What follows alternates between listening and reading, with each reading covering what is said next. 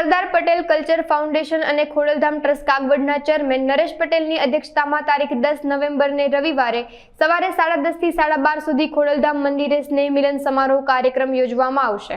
સરકારી વિભાગમાં ફરજ બજાવતા અધિકારીઓ અને કર્મચારીઓ ઉપસ્થિત રહેશે। સરદાર પટેલ કલ્ચર ફાઉન્ડેશન રાજકોટ દ્વારા વિવિધ 5 પ્રકલ્પો શરૂ કરવામાં આવશે, જેમાં Sardar Patel culture foundation newsletter નામના ત્રિમાસિક ન્યૂઝલેટરનું વિમોચન કરાશે। આ સાથે જ ગાંધીનગર ખાતે સરદાર પટેલ કલ્ચર ફાઉન્ડેશન દ્વારા શરૂ થનાર રીડિંગ રૂમનો પણ પ્રારંભ કરવામાં આવશે। આ ઉપરાંત ગુજરાત જીપીએસસીની અંગ્રેજી માધ્યમની ઓનલાઈન બેચનો પણ પ્રારંભ થશે, તેમજ જુનિયર યુપીએસસી બેચનો પણ પ્રારંભ કરવામાં આવશે। આ અંગે સમગ્ર માહિતી અબ તક મીડિયા હાઉસની મુલાકાતે આવેલા સરદાર પટેલ ગ્રુપના અગ્રણીઓએ પૂરી પાડી હતી। પહેલી વખત આપણે ટ્રાય એવી કરીએ છીએ અને ઘણું કાઉન્સેલિંગ પણ અમે શરૂઆત કરી દીધી છે। એમાં બધાને આઈએસ, આઈપીએસ, આઈઆરએસ શું છે એ ખબર જ નથી, એટલે સ્ટુડન્ટ લેવલની વાત કરીએ તો એટલે એમના માઇન્ડમાં એક તો આ વસ્તુ શું છે, એની આવતીકાલ શું છે, એની સમજણ આપીએ છીએ। અને તમને ઘણી વખત આશ્ચર્ય પણ થશે કે લગભગ 50 થી 100 લોકો બાળકોએ ઇન્ટરેસ્ટ બતાવ્યો છે કે અમારે આમાં આગળ વધવું છે, એટલે એના માટે એક ડેડિકેટેડ બેચ ચાલુ કરીએ છીએ કે જેથી કરીને આવતીકાલે એને આ વસ્તુ મગજમાં તો હોય જ અને એમાં કેમ આગળ વધી શકે। એટલે બાળપણમાં બીજ રોપવાની વાત છે। જેમ આપણે ટાર્ગેટ બાંધીને બેઠા હોઈએ કે આપણે એને મેડિકલમાં જ મોકલવો છે, આપણે એને આઈઆઈટીમાં જ મોકલવા છે, એમાં નિષ્ફળતા મળે ને એટલે આ પ્રશ્નો બધા ઉદ્ભવે છે। અમે આખું વતન એવું ઊભું કર્યું છે, ટોપ સુધી ના પહોંચો તો કંઈ નહીં, અહીંયા સુધી પહોંચો પણ તમારે ઓપોર્ચ્યુનિટી છે, ત્યાં ના પહોંચે તો અહીંયા સુધી પહોંચો ને તો દરેક ઓપોર્ચ્યુનિટી આપણે એમને સમજણ આપીએ છીએ કે ગમે ત્યાં માણસ કોઈ દિવસ નિષ્ફળ જાય તો બધાના રસ્તા છે। એ બાબતનો અમે વિચારીએ છીએ કે જ્ઞાન સાથે ગમત, જે જ્ઞાન સાથે ગમત હોય ને તો ઇઝીલી એ સ્વીકારી શકે ટેન્શન વગર। તો અમે જે અત્યારે કોચિંગમાં છે એને અમે પણ વિચારીએ કે વર્ષે 2-3 વખત એને પ્રવાસમાં લઈ જવાના। પ્રવાસમાં પણ ત્યાં એ લોકો જ્ઞાન સાથે ગમત કરીને એ લોકોને નવું જાણવા મળે અને સ્ટ્રેસ ઓછો થાય। એના માટે અમે બહુ મનન કર્યું છે। તમને મૂળ વસ્તુ છે કોમ્યુનિકેશન ગેપ। મધર ફાધરનો એના દીકરા દીકરી સાથેનો કોમ્યુનિકેશન ગેપ ખૂબ મોટો છે।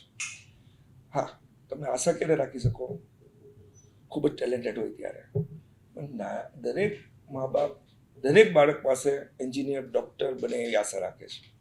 એટલે પહેલાં તો એમના બાળકને સમજણ આપવાની છે કે ભાઈ તારું જે કેપેસિટી છે ને એટલું જ કામ કરો। એટલે અમે છે ને એના માટે આખી એક એવી ને ચેનલ સેટ કરી છે। કોઈ પણ જગ્યાએ નિષ્ફળતા મળે ને તો સેકન્ડ ઓપ્શન ખુલ્લો છે એના માટે, તમારે ગભરાવાની જરૂર નથી। અને અલ્ટિમેટલી તમારો એમ શું છે, સારી જગ્યાએ રહીને સારું ઘડતર થાય અને ગણતર થાય કુટુંબનું, એના સિવાય તો કંઈ છે જ નહીં। તમે એવું નથી કે ડૉક્ટર બનશો તો તમારું ઘડતર થવાનું છે, એન્જિનિયર બનશો, ઇવન તમે સારી સિવિલ સર્વિસીસ પણ સરસ છે બધી, ગમે ને ક્યાંક ને ક્યાંક તમે સેટ થઈ શકો।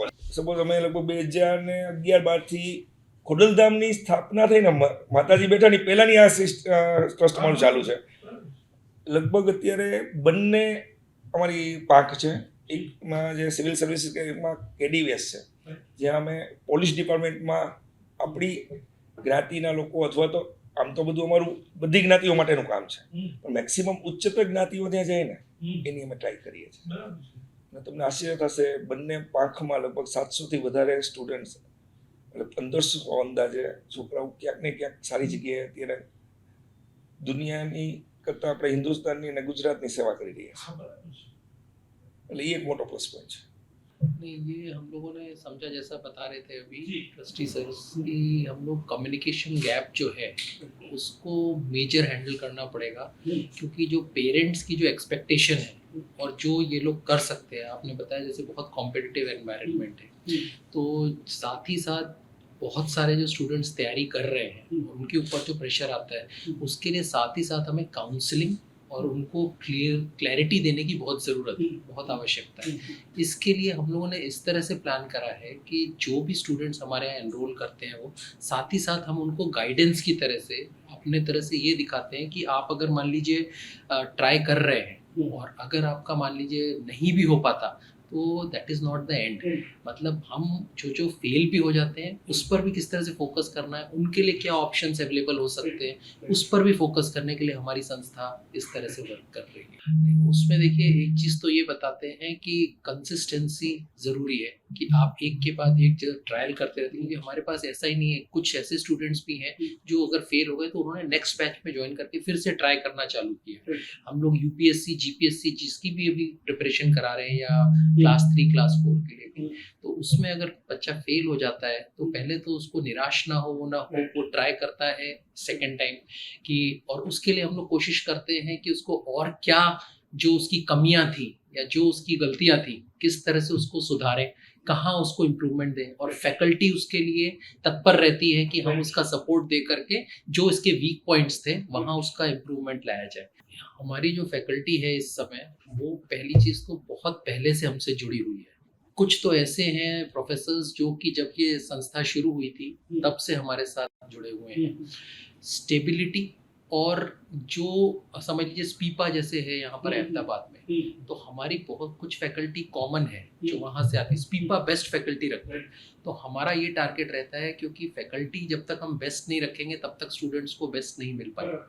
इसके लिए हम लोगों ने पहले तो उस लेवल की फैकल्टी रखी है, और जो भी नए सब्जेक्ट्स आपने देखा होगा सिलेबस चेंज होते रहते हैं, कुछ एडिशंस होते हैं, सब्ट्रैक्शंस होते हैं, उसके हिसाब से हम लोग देखते हैं कि बेस्ट सूटेड इस कोर्स के लिए कौन सी फैकल्टी अवेलेबल हो सकती है।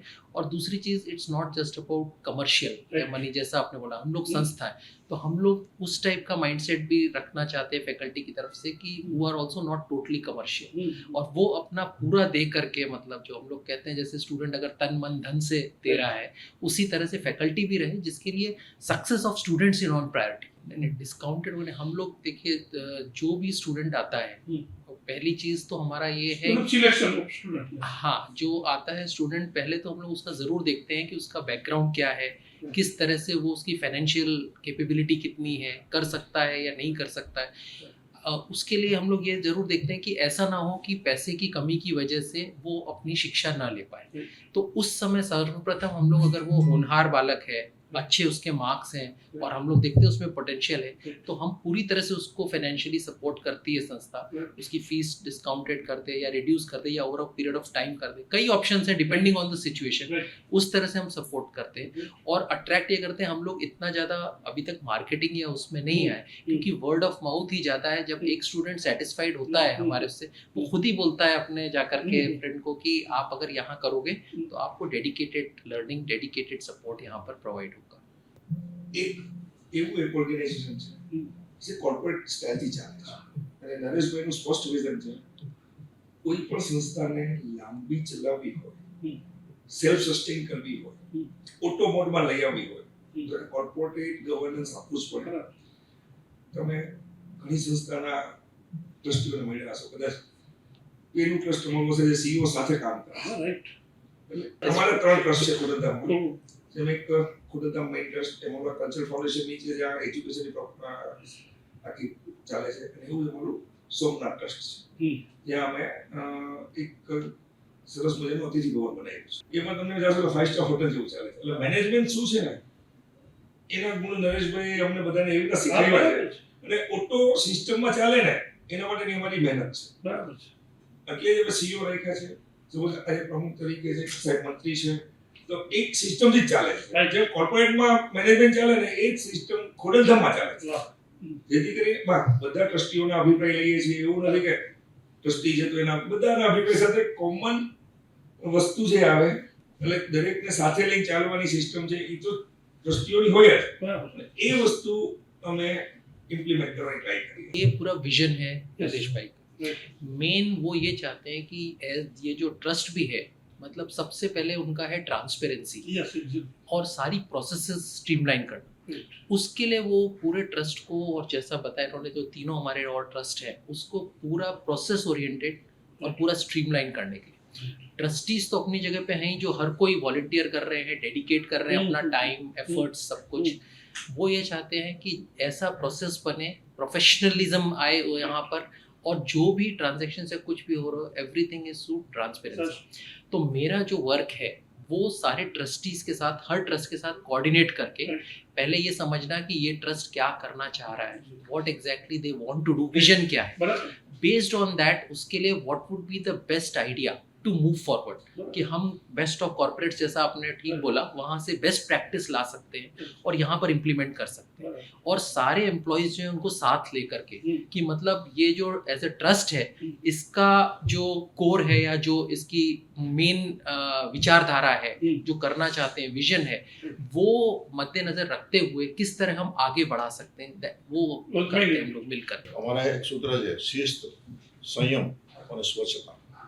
આ અમારું સૂત્ર છે. તમે શિસ્ત પણ અમારું ટ્રસ્ટમાં પણ ટ્રસ્ટી મંડળથી માંડીને સ્ટાફથી માંડીને બધામાં શિસ્ત પણ એટલું, સંયમ કે ધારો કે કોઈ પણ બહારની વ્યક્તિ આવે અને કોઈ ક્યારેક એવી રીતે બોલે કે ઘણી વખત પસંદ પણ ના પસંદ હોય ત્યારે પણ એમ સંયમ રાખીને એની સાથે વાત કરવાની.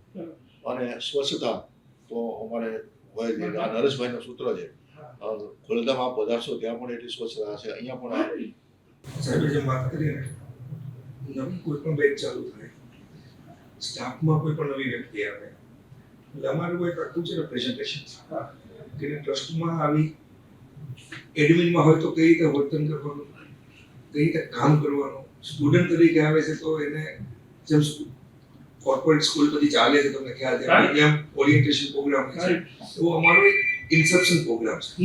કોઈ પણ બેચ ચાલુ થાય ને એટલે એમને 2 કલાકનો ઇન્સેપ્શન પ્રોગ્રામ ફરજિયાત પાસ કરવાનો, એટલે એને ખબર પડે કે સિસ્ટમ કઈ રીતે કામ કરે છે. આટલા વિદ્યાર્થી છે અંદર, કોઈ પણ પપાન માવો ફાંકી ખાવાની એન્ટર થવાની મનાઈ છે. જો થૂકવાનું આવે નહીં ક્યાં એટલે ચોખાઈ રહી. બહાર એ પરિસર છે રોડ ઉપર પણ એટલામાં કોઈ પણ વિદ્યાર્થીને ઉભા રહીને વાત કરવાની મનાઈ. મારે ત્યાં દીકરીને કોઈ મૂકી જાય તો એને મા બાપને એમ લાગે કે સલામત છે, એટલે એને feel થાય. નરેશભાઈ ગામડાની દીકરીઓ હતી તો એને અહીંયા ભણવાનું હતું ખરું કોચિંગમાં, પણ રહેવાની સગવડ નહોતી. એને અમારે એપી પટેલ છાત્રાલય છે, કન્યા છાત્રાલય, નરેશભાઈ બધી દીકરીઓને ત્યાં રહેવા માટેની વ્યવસ્થા, જમવાની વ્યવસ્થા કરતી હતી, એ પોતે કરતી હતી. છોકરીઓ વધારે છે ને સિરિયસ થઈને આવે છે, એટલે ખબર નહીં આપણે લિમિટેડ ટાઈમ છે. મેરેજ માટે એજ્યુકેશન જરૂરી છે. દીકરીને હોય કે સારું એક આપણે અચીવ કરીએ તો આપણું એક સારું પાત્ર મળે, સારી જગ્યાએ આપણે જાય.